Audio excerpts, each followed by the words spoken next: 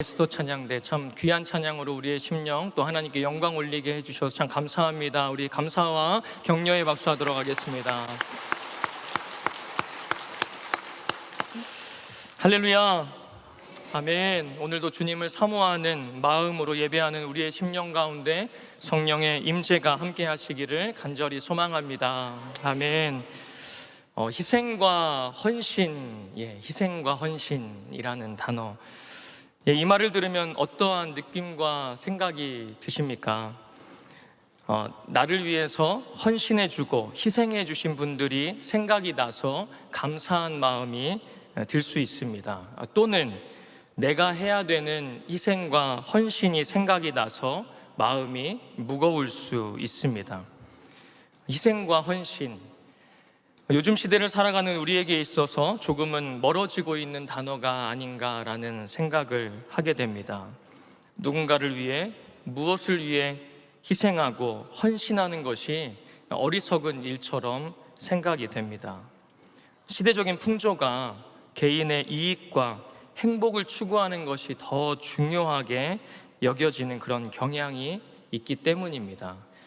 또한 희생과 이런 헌신의 대가에 공정하게 평가받거나 보상받지 못하는 경우들이 있어서 그렇게 희생과 헌신이 좀 멀어지지 않았나라는 생각을 해보게 됩니다. 그럼에도 불구하고 지금 우리는 6월을 보내고 있습니다. 6월은 무슨 달입니까? 호국 보훈의 달이라고 하시죠. 나라와 민족을 위해서 희생하고 헌신한 분들을 기억하는 그런 달을 우리가 보내고 있고, 얼마 전에는 현충일도 보냈습니다. 대통령께서는 이 추념사에서 국가 안보와 국민 안전을 위해서 희생한 이들을 기리며 자유와 번영을 이룩한 대한민국은 그들의 헌신과 희생 위에 세워졌다라고 강조했습니다. 나라가 세워질 때에 이러한 희생과 헌신이 필요하다는 것입니다. 역사적으로 우리가 지금 보내고 있는 이 한 주간에도 그러한 일들이 일어났습니다. 1987년 6월에 무슨 일이 있었습니까? 6월 항쟁이 있었습니다. 1987년 1월에 서울대를 다니던 한 청년이 경찰의 고문으로 죽음을 맞이하게 됩니다. 그리고 6월 9일에 또 연세대를 다녔던 한 청년이 경찰이 발사한 최루탄에 맞아서 중상을 입게 되고 죽음을 맞이합니다. 그리고 이어서 6월 10일에 많은 국민들이 나와서 국민대회를 열고 수많은 시민들이 거리에서 독재적인 정권에 맞서는 일들이 있었습니다. 먼 옛날 이야기처럼 느껴지지만 40년도 되지 않은 일의 이야기입니다. 이를 계기로 대통령 직선제가 이루어지고 한국 현대사에 민주화를 이끌어낸 중요한 사건이라고 기억되고 있습니다. 자유와 인권, 민주주의를 위해 많은 사람이 희생되고 헌신했습니다. 우리 모두는 그 희생과 헌신의 수혜자로 지금 이 자리에서 하나님을 자유롭게 예배하고 공정하고 공의로운 나라 가운데 살아갈 수 있게 된 것입니다. 희생과 헌신은 나라와 민족을 세워가는데 반드시 필요한 중요한 가치이고 태도라 방식이라 할 수 있습니다. 한 나라가 세워지는 과정 가운데도 수많은 사람들의 희생과 헌신이 있었습니다. 하나님께서도 하나님의 나라를 세워가실 때 이 일반적인 가치와 덕목을 반드시 필요한 부분으로 말씀하고 계십니다. 희생과 헌신을 말하는 것이 부담스러운 시대적인 풍조에서도 하나님께서는 이 일반적인 방식을 통하여서 하나님의 나라를, 주님의 교회를 세워가며 또한 그것을 오늘 말씀을 통해서 확인할 수 있기를 간절히 소망합니다. 오늘 우리가 읽은 말씀은 바울에 관한 이야기입니다. 16장의 말씀은 아시아로 가서 선교하기를 원했던 바울이 성령께서 그 길을 막으시고 마게도냐 환상을 통하여서 그의 계획들이 틀어지는 것들을 보여주시고, 21장의 말씀에서는 이와 조금 다릅니다. 예루살렘으로 향하는 그의 걸음 가운데 이제 이방인들이 모은 헌금을 전달해야 되는데 계속해서 사람들이, 동역자들이 부정적인 반응으로 다가오고 그 길을 막는 것을 21장에서는 말씀해 주고 계십니다. 크게 보면 두 말씀이 가고자 했으나 성령께서 막으시고, 또 한 번은 가고자 했으나 사람들이 말리는 그런 상황들을 겪고 있는 바울의 모습을 우리가 함께 읽고 있습니다. 그 말씀에서 첫 부분 16장의 말씀을 우리가 먼저 확인해 보면, 바울이 2차 선교 여행을 시작합니다. 1차와는 반대로 그 방문의 순서들이 전개되는데 더베와 루스드라에 갑니다. 그곳에서 디모데 알고 계시죠? 디모데를 만나서 선교팀에 합류하고 처음부터 참 좋은 결과들이 일어납니다. 교회에 믿음이 굳건해지고 또한 신자들의 수가 많이 늘어나는 놀라운 역사들을 경험하게 됩니다. 그런데 이렇게 순탄하게 시작하였던 이 선교 여행이 이제 난관에 봉착하게 됩니다. 6절의 말씀, 16장 6절의 말씀을 다 같이 한번 읽어보겠습니다. 시작. 성령이 아시아에서 전하지 못하게 하시거늘 그들이 부르기아와 갈라디아 땅으로 다녀가. 성령이 아시아에서 말씀을 전하지 못하게 하시는 낯선 상황을 경험하게 됩니다. 이어서 7절에서도 또다시 예수의 영이라고 알려주시는 성령께서 바울 선교팀의 선교의 여정을 허락하지 아니하시는데 7절의 말씀입니다. 무시아 앞에 이르러 비두니아로 가고자 애쓰되 예수의 영이 허락하지 아니하시는지라. 부르기아와 갈라디아를 지나서 이제는 무시아 앞에서 북쪽의 비두니아로 가려고 합니다. 그런데 예수의 영, 성령께서 이 길을 막으시고 허락하지 않으십니다. 구체적으로 어떻게 막혔는지는 알 수는 없습니다. 하지만 성령께서 이 길을 막으십니다.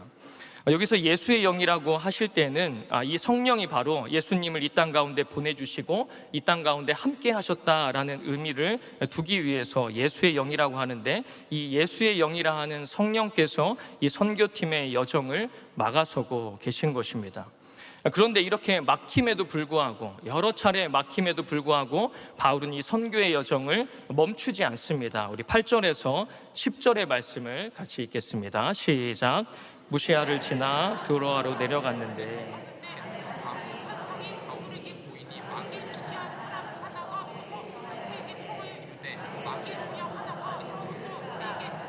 바울이 그 환상을 보았을 때 우리가 곧 마게도냐로 떠나기를 힘쓰니 이는 하나님이 저 사람들에게 복음을 전하라고 우리를 부르신 줄로 인정함이러라. 아멘. 멈추지 않고 계속된 선교의 여정 가운데 하나님께서 환상을 통해서 말씀하십니다. 마게도냐로 건너가 그들을 도우라는 것입니다. 갈 길을 잃었던 선교팀은 다시금 방향을 잡고 이 선교 여행을 계속해 갑니다. 바울은 유럽 선교에 대한 비전을 자신이 능동적으로 가지지 않습니다.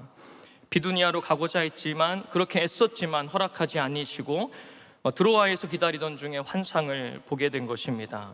내가 보고자 했던 것을 본 것이 아니라 하나님께서 보여주신 것을 바울은 보았습니다. 마치 사도행전 10장에 베드로가 고넬료를 만나기 전에 보았던 환상과 같은 일방적인 환상이었습니다. 베드로는 어떠합니까? 이방인을 만나기 전에 자신이 가지고 있었던 이방 신자에 대한 편견을 하나님께서는 이 환상을 통해 큰 보자기에 부정한 짐승들을 담아 이것을 먹으라 하셨을 때 먹을 수 없습니다 이야기하지만, 내가 정한 것을 네가 부정하다 하지 말라 말씀하시는 그 환상의 역사를 통해서 이방인에 대한 그 부정한 편견을 내려놓을 수 있게 됩니다. 이것처럼 바울 또한도 이 환상을 통하여 마게도냐 선교로 부름을 받게 됩니다.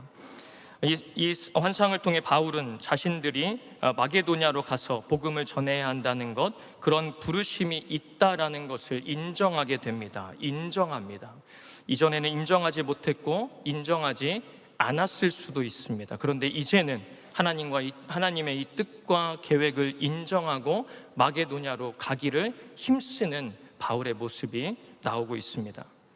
하나님께서는 환상을 통해서 바울의 선교의 여정을, 이 여행을 이끌어가고 계십니다.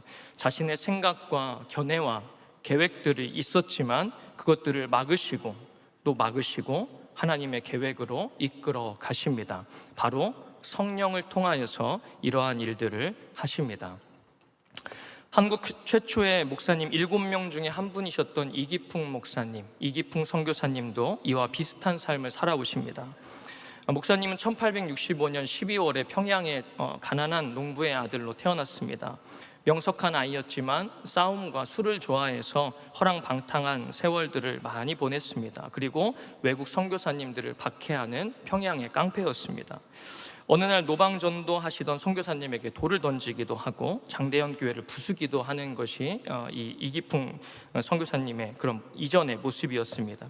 그런데 30살이 되었을 때에 청일전쟁으로 황폐해진 평양 거리에서 스왈른 선교사님을 만나 회개하고 세례받고 이후에 권서인과 조사를 거쳐서 마펫 선교사님의 권유로 평양신학교에 들어가게 됩니다. 그리고 1907년 한국인 최초로 7명의 졸업생이자 7명의 목사님들이 세워지게 되는 그 중에 한 분으로 이기풍 목사님이 세워지게 됩니다. 그렇게 목사가 되어서 이제 여러 지역에 가서 교회들을 섬기면 됩니다. 그런데 이 졸업식에서 이 마펫 선교사님의 설교가 이기풍 목사님의 마음을 참 어렵게 만든 것입니다. 이러한 설교를 하십니다. 조선의 복음의 씨앗이 뿌려져서 교회가 많이 세워졌는데 아직도 교회가 들어가지 못하는 곳이 많습니다. 바로 탐나국이라고 하는 제주도도 그 중에 하나입니다. 이제 그곳에 복음을 전할 선교사가 필요합니다. 라는 그런 설교, 이 말씀이 이기풍 선교사님에게 부담이 되었습니다. 사실 제주도는 사투리가 심해서 말이 통하지 않고 예수교라 하면 부정적인 그런 이미지가 너무 많아서 목숨을 부지하기 어려웠습니다. 그리고 가는 길이 이거는 보통 길이 아니었습니다. 가는 교통편이 나룻배밖에 없었기 때문에 난파당하면 선교도 못하고 죽을 지경에 이르게 됩니다. 그런데 여기에 더해서 이기풍 목사님은 결혼한 지 얼마 되지 않았습니다. 이 식구들을 이끌고 선교지로 떠나는 것이 두려웠습니다. 그런데 졸업생들과 함께 이야기를 하던 중에 길선주 목사님이 이러한 이야기를 하는 것입니다. 우리가 세워진 교회에 가서 목회하는 것도 의미가 있으나 우리 중 하나가 선교를 담당하는 것, 그러니까 외국인 선교사가 아닌 한국인 선교사가 이 선교를 담당하는 것도 의미 있는 일이다, 좋은 일이겠다라고 이야기했을 때 이기풍 선교사님이 본인이 가겠다고 자처를 한 것입니다. 성령께서 이기풍 목사님의 마음에 함께 하셔서 일반 교회를 섬기는 일을 잠시 떠나서 한국교회의 선교사로 제주도로 파송을 받아 복음의 지경을 넓히는 일 가운데 헌신한 것입니다. 하나님 안에서 하나님을 위한 일을 할 때에 우리는 난관에 부딪히고 반대를 경험할 때가 있습니다. 바울도 하나님을 위해서 복음을 전하리라 했으나 출발한 두 번째 선교 여행에서 자신의 계획과 전혀 다른 방향으로 진행되어 가는 것을 경험합니다. 소아시아 지역에서 더 사역을 하고 싶었지만 성령은 계속해서 이끄셔서 유럽으로 그 복음의 길들을 넓혀 가십니다. 우리도 하나님의 일을 감당할 때에 이런 당혹스러운 경우들을 겪을 수 있습니다. 바울과 같이 적극적인 반대는 아니다 하더라도 벽에 부딪히는 것과 같은 답답한 심정을 경험할 수 있습니다. 하나님의 일을 하는데 왜 이렇지라는 생각이 들 때가 있습니다. 그래서 사역을 내려놓기도 하고 다른 위원회, 다른 팀으로 가기도 합니다. 바울의 경우를 통해서 알게 하십니다. 주의 일을 감당할 때에 이런 경우가 있을 수 있다라는 것입니다. 내 생각과 계획대로 진행되지 않을 수 있습니다. 그를 통하여 낙심이 찾아올지 모릅니다. 마음이 어려운 게 맞습니다. 하나님의 일을 하고자 애쓰고 노력하는데 제대로 되지 않고 길이 막히고 방해가 있을 수 있습니다. 그럴 때 오늘 바울을 기억하시기 바랍니다. 바울도 그러한 반대, 성령의 적극적인 반대를 받으며 사역을 감당합니다. 이 반대를 통해 복음이 오히려 축소되지 않고 유럽으로 확장되고 또 확장되어 갑니다. 우리가 하는 것보다 하나님께서 인도하시는 것을 더 잘하시는 줄 믿습니다. 오직 성령께서 우리를 인도하실 때 그 인도하심을 받을 수 있도록 우리가 하나님 앞에서 유연성을 가지고만 있다면 하나님께서 바울과 같이 우리를 인도해 가실 것입니다. 비록 바울처럼 환상을 보지 못한다 하더라도 하나님께서 원하시는 마게도냐를 우리 말씀과 기도를 통해서 매일을 바라보며 나아가는 지혜와 능력이 우리 가운데 있기를 간절히 소망합니다. 이어서 나오는 21장의 말씀은 조금 다릅니다. 바울은 예루살렘으로 가고 싶어 합니다. 그런데 사람들이 계속해서 말립니다. 성령의 감동과 예언을 통해 그 길을 가지 말라 합니다. 하나님의 반대도 참 어렵지만 사랑하는 동역자들, 사람들의 반대도 만만하지 않습니다. 21장에서 바울은 밀레도를 떠나 기나긴 항해의 여정에 오르게 됩니다. 두로와 돌레마이를 거쳐서 가이사랴까지 이동하게 되는 아주 먼 거리입니다. 근데 그 거리가 이제 예루살렘을 향하는 그런 걸음이었습니다. 가까워지면 가까워질수록 바울은 위험하다, 가지 말라라는 이야기들을 계속 듣습니다. 먼저 두로에서 7일 정도를 머물게 되는데 밀레도를 떠나 이곳까지 이르며 먼 길을 신속하게 와서 이제 곧 있으면 예루살렘에 도착하게 됩니다. 그곳에서 이제 두로에서 7일을 머물면서 제자들을 만나는데 만난 제자들이 이렇게 이야기합니다. 우리 21장 4절의 말씀을 같이 읽겠습니다. 시작. 제자들을 찾아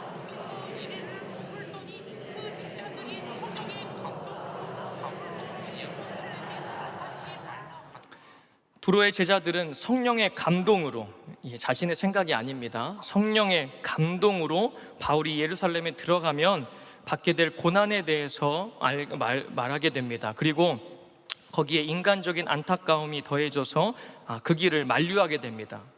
그럼에도 바울은 이 여정을 멈추지 않습니다. 별다른 말도 하지 않습니다. 5절에는 이제 두로를 떠나는데 이 분위기가 어떠한지 알 수가 있죠. 많은 온 가족들이 나와서 배웅을 합니다. 그런데 그냥 배웅이 아니라 차가운 바닥에 무릎을 꿇고 기도하며 가슴 시린 작별을 하고 있습니다. 두로를 떠나서 항해를 마치고 돌레마이에서 하루를 지나 이제 가이사랴에 도착합니다. 이곳에서도 또 다른 일이 일어나게 되는데 바로 우리가 일곱 집사로 잘 알고 있는 빌립이 전도자로 그 지역에서 살아가고 있습니다. 빌립의 집에 딸들이 있었는데 이 딸들이 예언하는 자였습니다. 그런데 이 집에 아가보라는 선지자가 방문하게 되고 바울에 대한 상징적인 행위를 통하여서 바울이 어떻게 될 것이다 라고 말씀하십니다. 우리 10절에서 12절의 말씀을 같이 읽겠습니다. 시작. 여러 날 머물러 있더니 아가보라 하는 한 선지자가 유대로부터 내려와 우리에게 와서 바울의 띠를 가져다가 자기 수족을 잡아매고 말하기를 성령이 말씀하시되 예루살렘에서 유대인들이 이같이 이 띠 임자를 결박하여 이방인의 손에 넘겨주리라 하거늘 우리가 그 말을 듣고 그곳 사람들과 더불어 바울에게 예루살렘으로 올라가지 말라 권하니. 아멘. 아가보는 사도행전 11장의 천하의 큰 흉년에 대해서 예언하였던 선지자입니다. 그가 바울의 띠를 가지고 자신의 손발을 묶는 행동을 통하여서 성령이 말씀을 하십니다. 이 띠의 주인 바울이 예루살렘에서 이처럼 결박당하게 될 것이라는 것입니다. 아가보의 갑작스러운 이 예언, 이 확실한 예언의 모습을 바라보며 그전에는 아무런 행동도 하지 않았던 그의 동료들과 그 지역에 있던 교회의 사람들이 이제 마음을 다해서 한 마음으로 예루살렘으로 올라가지 말라라고 권합니다. 예루살렘으로 올라갈 것을 아주 간곡하게 만류합니다. 이런 상황에 대해서 바울은 이렇게 반응합니다. 13절입니다. 바울이 대답하되 여러분이 어찌하여 울어 내 마음을 상하게 하느냐. 나는 주 예수의 이름을 위하여 결박당할 뿐 아니라 예루살렘에서 죽을 것도 각오하였노라 하니. 아멘. 바울은 이런 간곡한 부탁과 눈물에 마음이 어렵습니다. 이 부탁과 눈물로 마음이 상한다라고 표현하는데 이 상한다라는 말은 두들겨 부수다, 함께 깨뜨리다라는 의미입니다. 사명에 대해서 대장부다운 결단력이 이러한 말들과 눈물을 통하여서 부수어지고 깨뜨려지는 그런 시간들을 겪고 있습니다. 바울을 향한 이들의 사랑이 얼마나 크고 뜨거웠는지를 알려주십니다. 그럼에도 바울은 이방인들이 모은 이 연보를 가지고 예루살렘 교회를 방문해서 유대인 신자들과 이방인 신자들의 연합을 갖게 되는 그 중요한 계기를 만들려고 하는 이 각오를 꺾지 않습니다. 마치 예수님의 제자들이 그랬던 것처럼 바울 자신도 주 예수의 이름을 위하여 결박당할 뿐 아니라 죽음을 당하는 것도 각오하고 있다라고 말씀하십니다. 그리고 20장 22절에서 24절에는 자신의 각오와 뜻을 분명하게 이렇게 말합니다. 같이 읽겠습니다. 보라, 이제 나는 성령에 매여 예루살렘으로 가는데 거기서 무슨 일을 당하는지 알지 못하나 오직 성령이 각성해서 내게 증언하여 결박과 환난이 나를 기다린다 하시나 내가 달려갈 길과 주 예수께 받은 사명 곧 하나님의 은혜의 복음을 증거하는 일을 마치려 하면은 나의 생명조차 조금도 귀한 것으로 여기지 아니하노라. 아멘.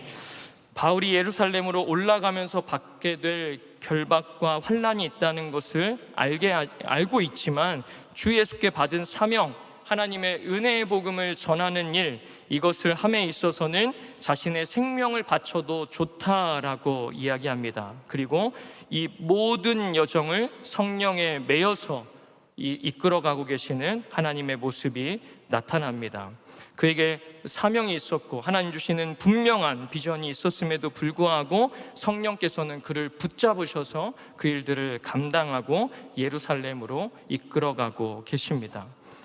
바울은 자신에게 주셨던 그 하나님의 놀라운 말씀, 예수님께 받은 사명이 무엇인지 확실하게 알고 있습니다. 하나님 나라를 위해 이 선교적 사명을 이루기 위해서 바울은 자신을 헌신하고 희생할 각오가 되어 있습니다. 목숨을 들여서도 말입니다. 하나님이 이런 바울을 성령으로 단단하게 붙들어 매어서 예루살렘으로 이끌어 가십니다. 주님 주신 사명을 이루기 위해 하나님께서 보내시는 자리까지 나아가는 우리의 삶이 될 수 있기를 소망합니다. 그리고 그 자리에 고난과 희생과 헌신이 기다리고 있더라도 그것을 감당할 은혜와 믿음과 용기가 우리 가운데 있기를 원합니다. 저도 아멘입니다. 그런데 이것이 참 쉽지가 않다라는 생각이 들었습니다.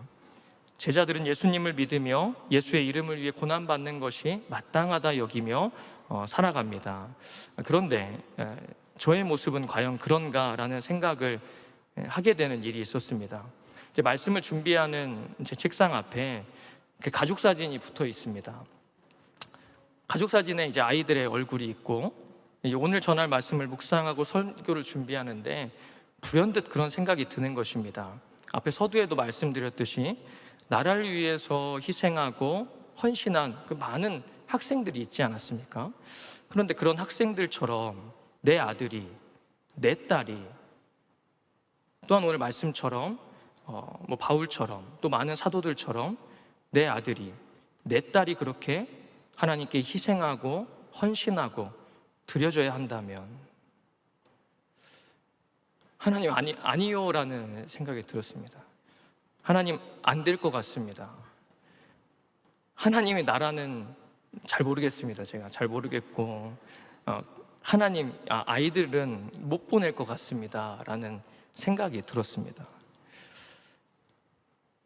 교회가 세워지고 하나님의 나라가 이루어질 때 주님의 복음이 전해지는 곳에 마땅히 우리가 참여해야 될 주님의 고난의 쓴 잔이 있다라는 것입니다.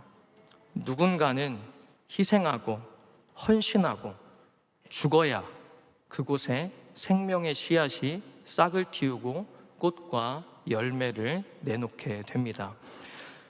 그런 모습을 우리 주님은 예수님 본인의 삶을 통하여서 확실하게 보여주십니다. 누가복음 9장 22절과 23절의 말씀 읽겠습니다. 시작. 이르시되 인자가 많은 고난을 받고 장로들과 대제사장들과 서기관들에게 버림받아 죽임을 당하고 제3일에 살아나야 하리라 하시고 또 무리에게 이르시되 아무든지 나를 따라오려거든 자기를 부인하고 날마다 제 십자가를 지고 나를 따를 것이니라. 아멘. 우리가 따르고 사랑하는 예수님의 삶에도 고난이 있습니다. 죽음이 있습니다. 우리에게도 날마다 그 길을 따라오며 십자가 지며 예수님을 따르라 말씀하십니다. 우리는 이런 주님의 말씀을 바울과 같은 각오와 희생과 헌신을 통해서 살아가고 계십니까? 예, 아멘을 안 하실 줄 알았습니다. 이러한 희생과 각오로 우리가 살아가고 있는가? 그런데 살아가고 있습니다. 어떻게 살아가고 있습니까? 우리는 각자의 상황에서 주님께서 남겨주신 이 고난과 십자가를 지고 살아갑니다. 그렇습니다. 세상 사람들이 참 보면은 이 좋은 시간, 이 좋은 날씨에 우리는 예배당에 나와서 예배드립니다. 믿음이 없는 말처럼 들리지만 우리가 이 자리에서 하나님을 예배합니다. 사람들이 봤을 땐 어리석게 생각할 수 있을 것 같습니다. 그리고 작은 것 하나도 베풀기가 참 어려운데 하나님 나라를 위해서 귀한 예물을 하나님 앞에 올려드립니다. 그리고 가정의 여러 크고 작은 문제들, 자녀와 연로하신 부모님의 이 구원과 믿음의 문제들을 두고서 우리는 매일 그것을 십자가로 지고 주님 앞에 기도하며 나아갑니다. 그리고 또 하나, 개인주의가 만연한 이 세상의 풍조를 따르지 않고 오늘도 형제 자매를 위해 헌신하는 많은 심령들이 있습니다. 우리 목자와 부목자들, 그리고 우리 지구장과 우리 목양장로님들, 그리고 각 위원회에서, 팀에서 교회와 또 형제 자매들을 위해 섬기는 많은 헌신된 심령들이 있습니다. 모습은 다르지만 오늘도 바울의 믿음을 따라 우리도 죽을 각오로 예수님을 믿고 따른다라는 것을 깨달으실 수 있기를 바랍니다. 그렇기에 오늘 바울의 결연한 신앙에 대한 태도와 헌신과 희생은 성령을 통해서 우리 안에 계속해서 이루어지는 일입니다. 바울의 삶이 부담이 아니라 우리에게 위로와 확신이 되기를 원합니다. 하나님께서 성령으로 오늘도 그 어려운 고난의 길, 희생과 헌신의 길을 걸어가게 하신다는 것을 잊지 않으시기 바랍니다. 그리고 성령께서 친히 그 길을 갈 수 있도록 이끌어주고 계십니다. 성령님은 많은 그리스도인들을 그렇게 다루셨고 더불어 그렇게 살게 하십니다. 그렇기에 오늘도 우리가 그 길을 걸어가고 감당할 수 있는 것입니다. 나에게 주어진 고난, 나에게 주어진 희생과 헌신의 삶을 살아가며 하나님의 나라를 이루어가는 우리의 삶이 되기를 원합니다.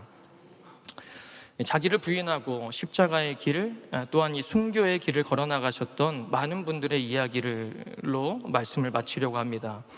1866년 대동강에서 순교하신 토마스 선교사님, 그리고 미 북장로 교회에 파송되었던 헤론 의사 선생님이었던 헤론은 1890년 여름에 무더위에도 불구하고 서울 도성에 있었던 전염병을 치료하다가 과로와 더위로 인하여 이질로 순교하게 됩니다.